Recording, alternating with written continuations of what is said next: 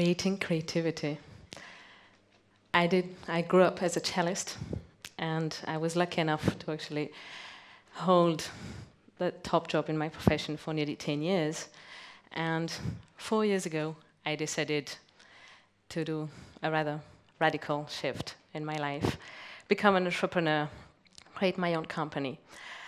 And when I told this at the time to my friends and family and various people, the question always that came was, why? And one day, actually, I think I heard myself replying, because I need to be creative again. And there, the actual, the reaction I saw and the expression of the person who actually heard that answer was just shock and confusion, and how does this happen? And tell me more about it. So this is where it all starts. There is a beautiful phrase from Bernard Montessier, which says, all the beautiful and things that man created, he built it from dreams.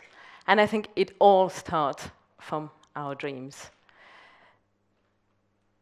But one day, I think, one day, we realize that suddenly the road that leads to our dream is not there anymore. The option to follow these dreams is not there anymore.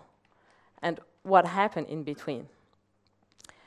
We live in Cyprus, which is an island, a small island, and every day we experience physical borders.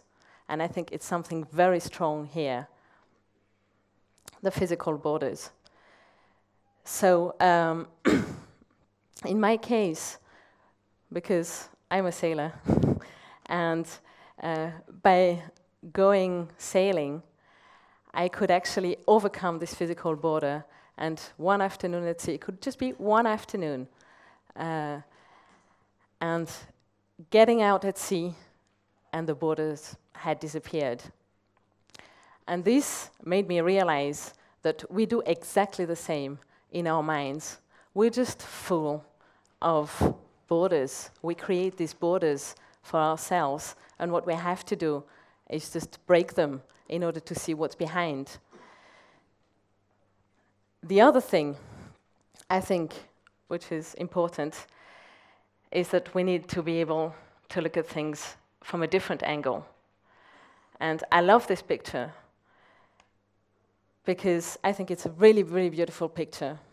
And it's called Take a Closer Look.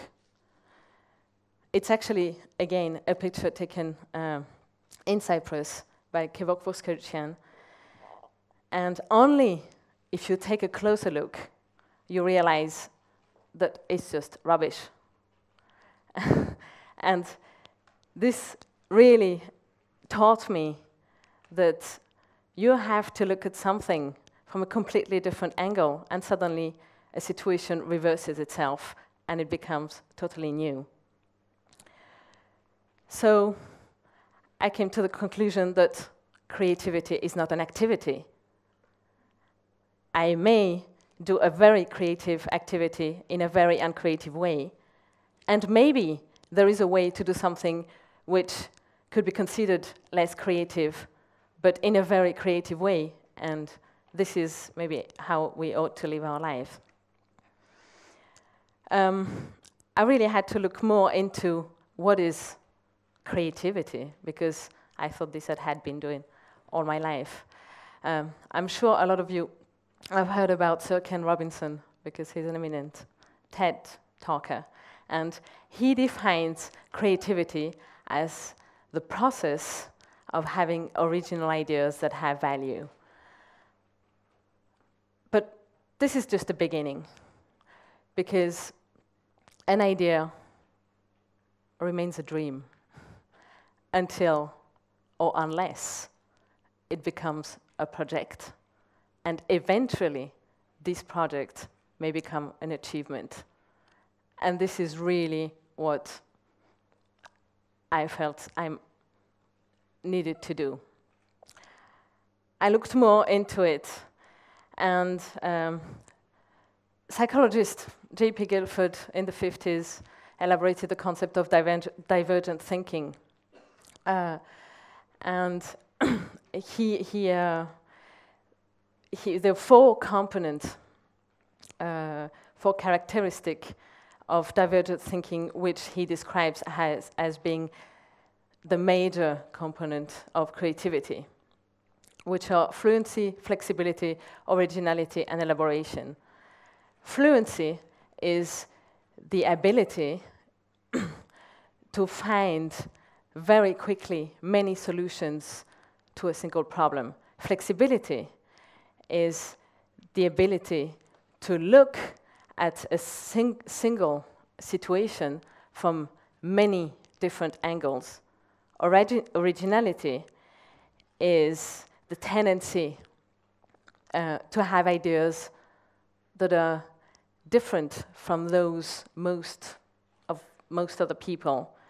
And elaboration is the capacity to see through the details of this idea in order to carry it out. So I think here we're at the heart of creativity, and these four characteristics I find apply a lot more to entrepreneurship, for instance, which was in my case. And I could really link to that. But I have to say, there is still one thing missing, which is very important. And this is interaction. And as a musician,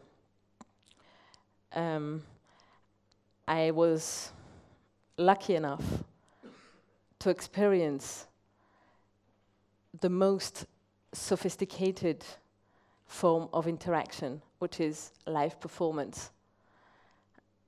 Live performance is communication at a very high level between two parts. In a performance, there are two parts, the performer and the audience. And what we don't often think about is that those two parts are equal and they play an equal role. In fact, this is exactly what's happening right now. I'm here, and you're my audience. And the way I communicate to you, the way you listen to me, the way each of you is reacting to what I say is coming back to me. And this is what feeds this performance. And this is what is going to feed the whole day today. So interacting, connecting, how does this happen? It happens with two ingredients that are very, very important. The first one is the risk. And this is what happens. Anyone who has experienced live performance knows that whenever, just before you get on stage, you have this little spark. Why? Why? Because we get on stage, you give everything, and you don't know, at that very moment, just before, you have no idea of what's going to happen next, because it depends on you, on the audience. So this is why every time it really feels, I would say, like jumping off a cliff. And here we really are at the heart of the creative process, because often creativity stops there. This is what it takes to just carry it further. And we can apply this, I think, every day in our life. It can be in business, it can be at home, it can be in every relationship we have, every single form of interaction. The next thing that is required is trust. Because this communication that will happen or will not happen at this very moment, and that will make this very moment very special, needs that first I trust you and you trust me. And only at that time we can really connect. And maybe we can connect beyond the words. We can connect through sharing the same emotions, which is what really happens when you go to a concert and it's just, wow. The best, I think, the nicest and the truest comments that I had after a concert was someone coming up to me and telling me, I could really feel what you felt. And I think this was the nicest thing I heard in my career as a cellist. Because you say, yeah, this is it. This was the aim. So all these things, I think, we can apply them in the most simple actions, everyday actions in our everyday life, and this will give that little spark that will give our life that further meaning and inspire us further. In my case, one of the reasons at the time why I decided to do this lateral shift, and this is just an example of things that can happen. It was a way to integrate motherhood in my life. And what I mean by that is, as a woman, I didn't want to compromise either my career, my personal development, and give everything to my child. And it's just, there are ways, and this is just a way that I reorganized my life, and by being an entrepreneur, and by this, I actually, I think, managed to find my solution to this problem, and everyone can find their own solution. So in order to conclude, what I would like to say is that creativity